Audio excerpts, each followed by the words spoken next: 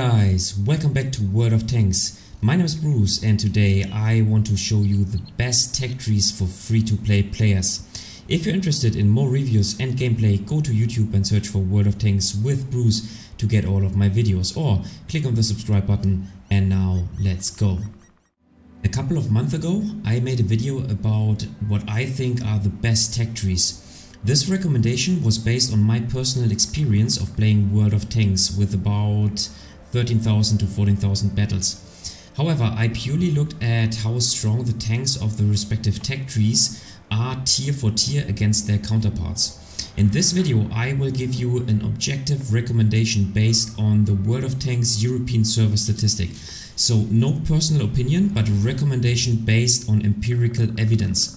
Now the statistics constantly change because wargaming constantly changes the statistics and the performance of the tanks. When new tanks enter the game, others need to get rebalanced, so the game constantly changes. This recommendation is based on the European server statistic of summer/autumn 2021. It will, on the other hand, not change quickly, so this advice will most likely be valuable in the next month, if not years. So, which tech trees are the best ones for free-to-play players? Not by a subjective view of one or the other YouTuber, but by empirical evidence based on the official World of Tanks server statistic. Number one is the Japanese medium tech tree line that leads to the STB1. Number two is the Polish medium tech tree line that leads to the CS63. Number three is the Swedish heavy tech tree line, which leads to the Kranwagen. Number four is the Chinese heavy tech tree line, which leads to the WZ1115 Alpha. Number five is the Swedish medium tech tree line, which leads to the UDAS 1516. Number six is the Italian medium tech tree line, which leads to the WoT 65. And number seven, so the seventh best tech tree for free-to-play players, is the Czech medium tech tree line that leads to the TVP T50/51. Now, if you want to know why those tanks are better for free-to-play players and why they outmatched other tech trees, just keep watching this video, because here's how the calculation was done. The most important thing is to have a list of tanks that are enjoyable to play. That's the first part. The second part is to look at the overall experience necessary to get the tier 10 tank. Because grinding tanks is especially tough for free-to-play players, and so the less experience it takes to get the tier 10 tank, the better it is for free-to-play players.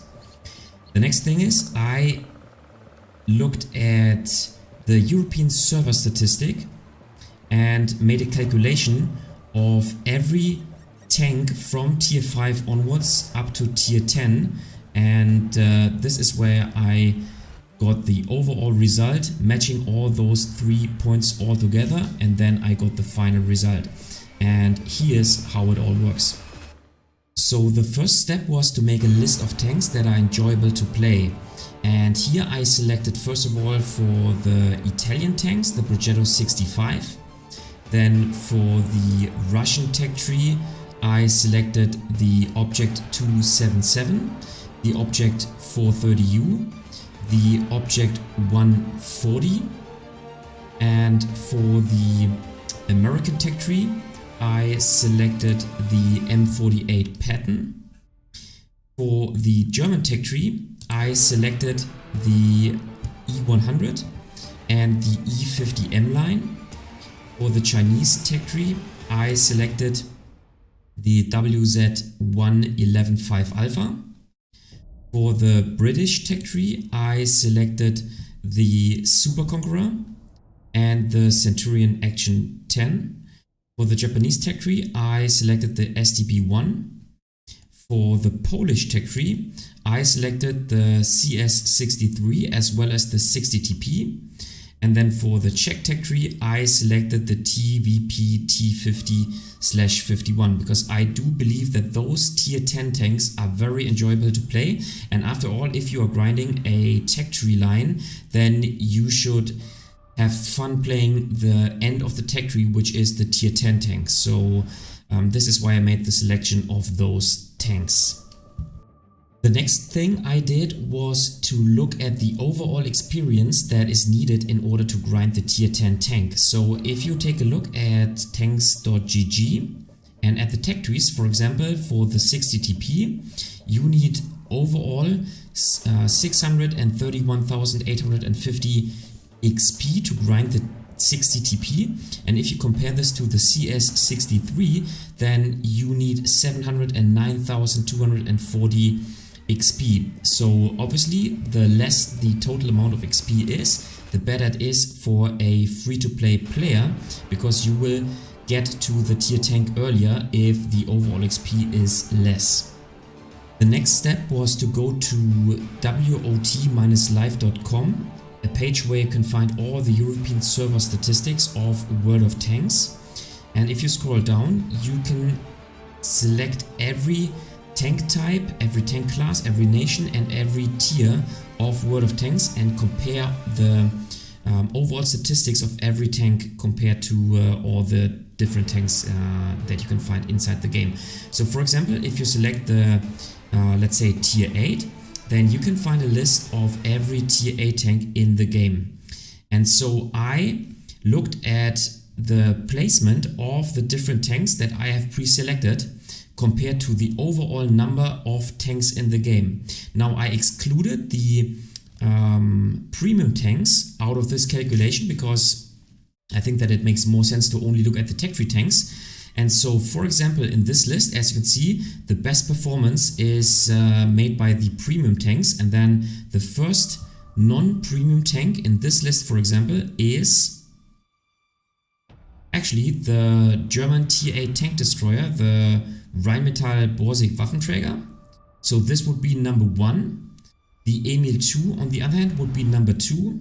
And then, for example, the STA1 would be number 3. Based on the overall performance that players reach with this tank or manage to get with this tank. And then I divided this number by the overall number of tech tree tanks on this respective tier. And by doing this, you get a number for every tank in the game of the different tiers. Now, if you do that calculation, as I said, you get a value for every single tank of the respective tier. And as I said, I started on tier 5 and went all the way up to tier 10. I do believe that the calculation for tier 1 to tier 4 is a little bit misleading because you will be able to skip through those tanks very fast, even if you're a free-to-play player. Now in this list, as you can see, the first column is the overall experience that you need to grind those tier 10 tanks. So for example, for the Kranwagen it is 766,385 XP. Now as you can see, on tier 5 there are 42 tech tree tanks, and the tank that you can play on tier 5 on the Swedish tech tree line is on number 4 of those 42 tanks. Same applies for the UDAS 1516. Why? Well, because you have to play the same medium tank on tier 5, and only later on tier 8 you can the tech tree is divided into the medium tech in the medium line tech tree and the heavy tank tech tree. So this is why the numbers for the Kranwagen and the UDAS 1516 are the same up until tier 8. Yeah, and if you do this calculation, then you get a number for every tank of the game from tier 5 on up to tier 10.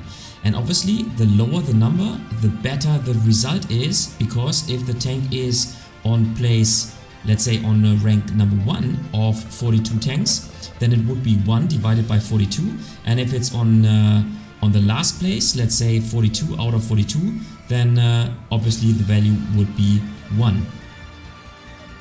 Now, here's one problem that you have to mention, for example, and this is what this is indicated by the red numbers. Now, obviously, there are some problems. So, for example, let's say the Super Conqueror on tier 10 is number 32 out of 61, and that really surprised me because the Super Conqueror is a fantastic tank. Now, having that said, the same applies for the IS-7 line, so the tier 8, tier 9 and tier 10 tanks. So for example, the IS-3 on tier 8.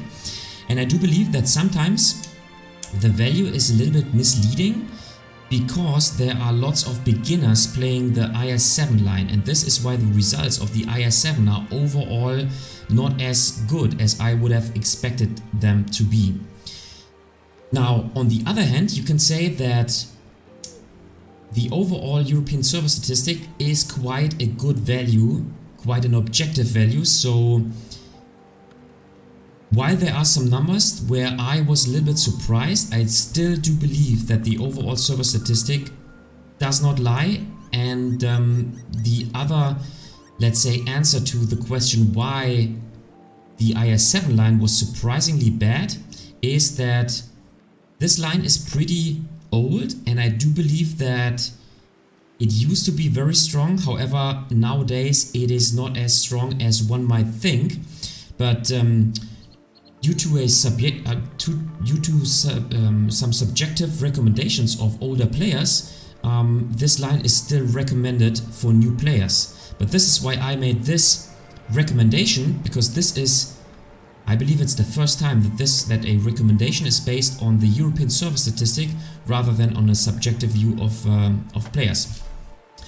So yeah, having that said, as I said, we get a value for every tank from tier 5 on up to tier 10, and let's now take a look at the second part of the calculation.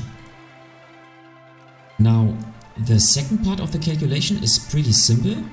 We just add every value that we get for the respective tier. So for example, in the value for the Swedish heavy tech tree line on tier 5 is 4 divided by 42, and this value is 0.095 blah blah blah. And we add this value to the value that we get for tier 6, tier 7, tier 8, tier 9 and tier 10. And then we divide this value by basically 6, so the number of tiers we have put into this calculation, so divided by 6. This gives us then the result for this calculation. So for example, for the Kranwagen, the average value is 0.0127 blah blah blah. And we do this, we calculate the average value for every single tech tree line that I selected in this calculation. And after this, we multiply this value with the overall